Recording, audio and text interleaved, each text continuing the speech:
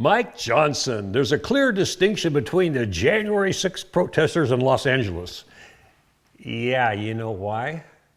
Because you're violating the Constitution of the United States, because you're trying to suppress the freedom of speech.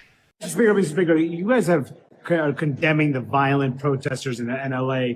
Is it hypocritical given the president pardoned the violent protesters on January 6th? Look, no, I think there's a clear distinction between those two. We've seen what's happened in LA in the early 90s and other times when these things get out of control and they burn whole city blocks down and shut the place down. You have to stay on top of that. You cannot let it get out of control. And I think federalizing the National Guard is important.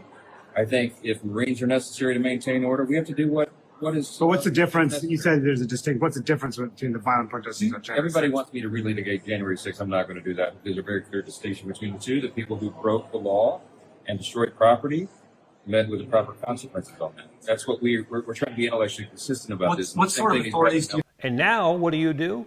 You send in the National Guard, the military, into cities around the country to support your Zionist agenda of getting rid of foreigners, getting rid of anybody that challenges Donald Trump?